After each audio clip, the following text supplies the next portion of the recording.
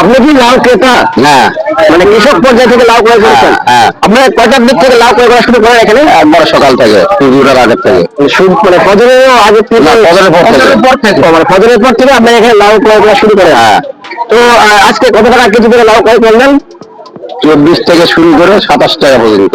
এই লাউগুলো আপনারা কোথায় পাঠাবেন?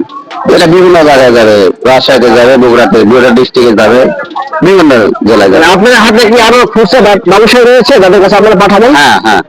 এগুলো লাউ কি আসলে মানুষের খাওয়ার জন্য তো অবশ্যই, মানে সব লাউ কি আসলে বাজারে যাবে না কিন্তু ফ্যাক্টরিতেও যাবে? না, সব বাজারে যাবে, ফ্যাক্টরিতে লাউ চলে না। ফ্যাক্টরি গেলে শুধু বাজারে যাবে? সব বাজারে মানুষই খাবে। আপনি প্রতি হাতে কিরকম পরিমাণে লাউ, আপনি কি শুধু লাউ ক্রয় করেন? আমি শুধু লাউ ক্রয় করি। কত মন বা কত টন লাউ ক্রয় করেন? ধরেন যে আজকে 4 টন আমাদের কিনছি, 4 টন 5 টন কারি যেরকম চাই সেরকম আমার কিনতে হয়। মানে আপনাদের খুচরা পর্যায়ে লাউ, মানে যেটা খুচরা বিক্রেতা রয়েছে? না না, আমি খুচরা বিক্রি করি না, আমি কমিশনে ব্যবসা করি, কাটি আমার আছে, সেই অনুযায়ী যার কতগুলো লাগবে আমি সেই অনুযায়ী। আপনি হাত থেকে ক্রয় করে আর এক পাঠিয়ে দেন, সে আবার খুচরা পর্যায়ে বিক্রি করে। তো আপনি কি শুধু কৃত্রিমের হাত থেকে লাউ ক্রয় করেন? কৃত্রিমুর আছে, তেঁতুলিয়া আছে, মানে প্রত্যেক দিনে লাউ ক্রয় করেন আপনি? হ্যাঁ। আচ্ছা আচ্ছা, মানে আজকে পাওয়া 4 টন লাউ ক্রয় করেছেন। হ্যাঁ।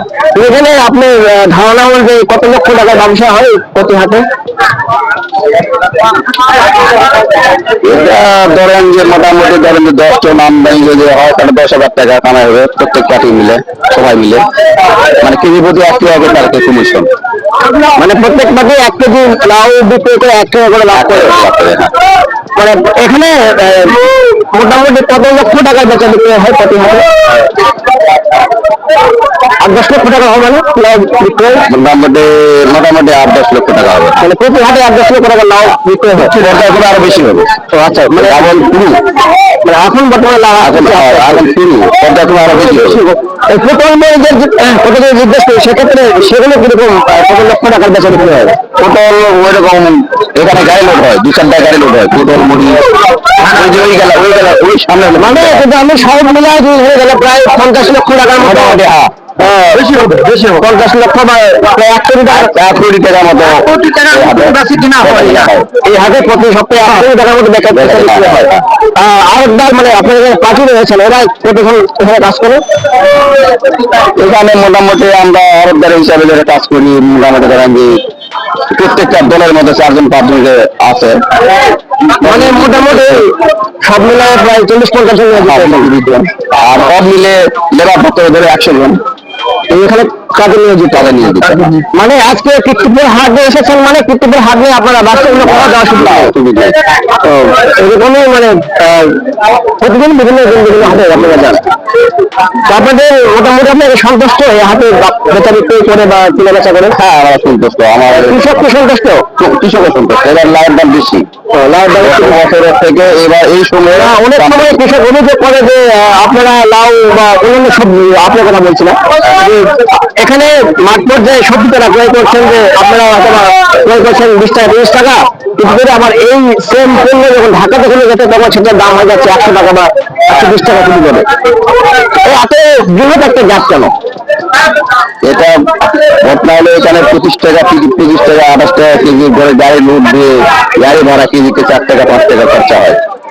আর আপনার যে পর্যায়ে যেটা বিক্রি করে ধরেন 1 লাউ 5 কেজি ওজন, এখন কেউ নিবে হলো 250 গ্রাম 5 কেজি, তাহলে ওখানে যে লাউটা কাটলে লাউয়ের ঘাটতি হয়, নষ্ট হয়ে যায়, এই জন্য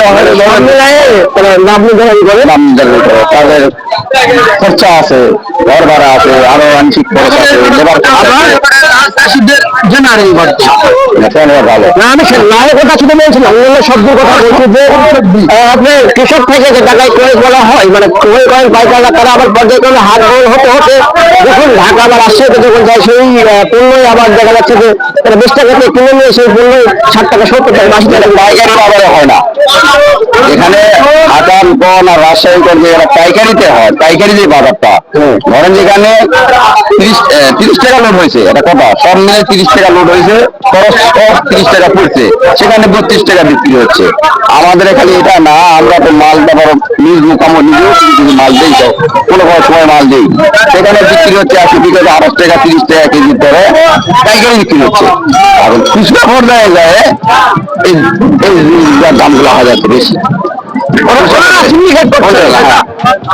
আপনাদের কাছ থেকে 30 টাকা কেজি করে কিনে আমাদের হাত নেই।